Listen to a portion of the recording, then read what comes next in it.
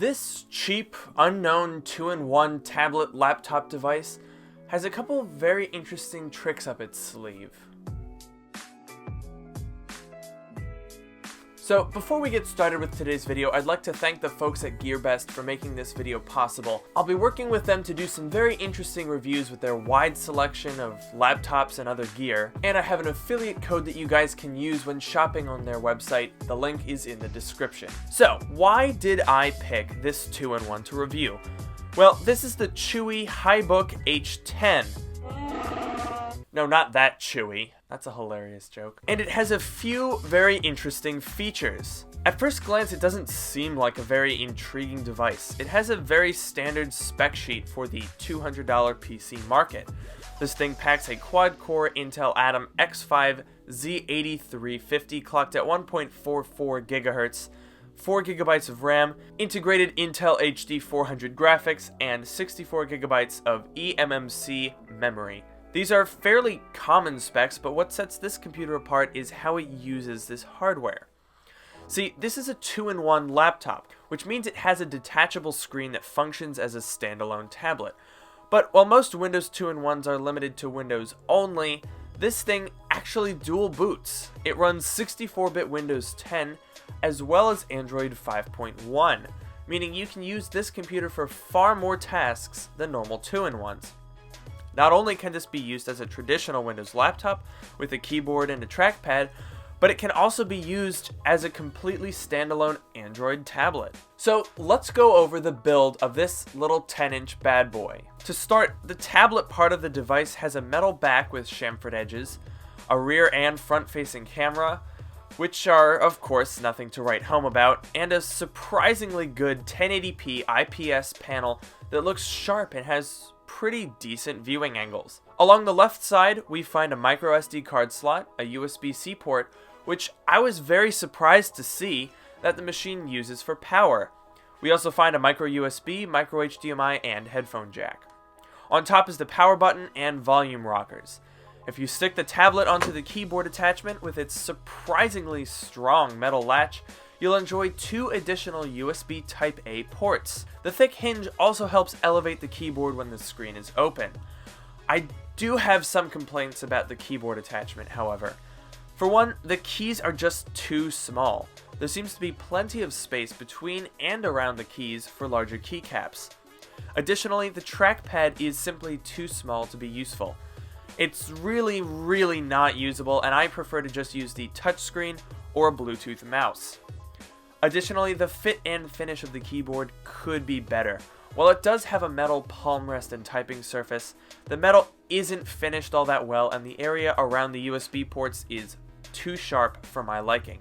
Another interesting quirk of this keyboard attachment, unlike many 2-in-1s that have a mechanical locking mechanism, the Chuwi uses magnetic latches.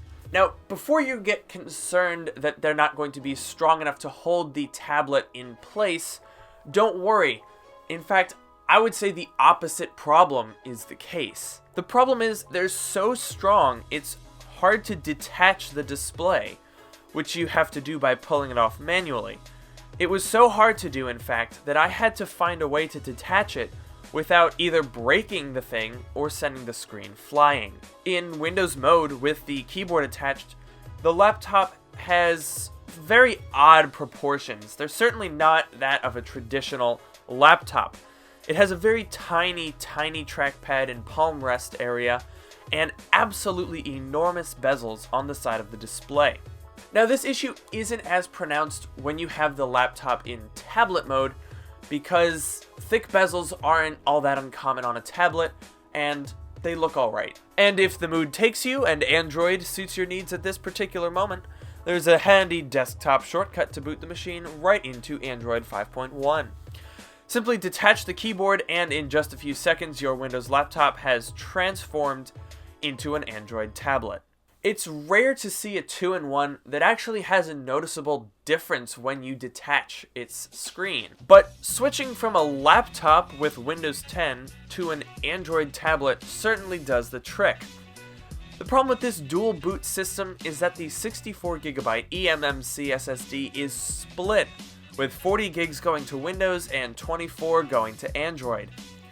For this reason, the device doesn't really suffice for storing more than basic apps and documents. This device doesn't suffice. This thing is in no way going to make do as your only laptop. But at only $200, it's not really trying to. This is a secondary device from start to finish. And at that, I think it does a decent job. The low-powered processor can handle streaming at 1080p with no issues. And the screen certainly looks good enough for media playback, not to mention this is small enough to fit in a purse or backpack like most other tablets. Heck, I connected a Bluetooth mouse and I hung the thing from my ceiling and I had a pretty nice display to watch movies in bed from. So here we are sitting in bed, just, having a nice relaxing time up on my lofted bed. But wait, what's this? Oh, it's just genius. Huh. Look at that convenient little thing that I did. Now I have the ability to recline in my bed while enjoying my media content. Wow.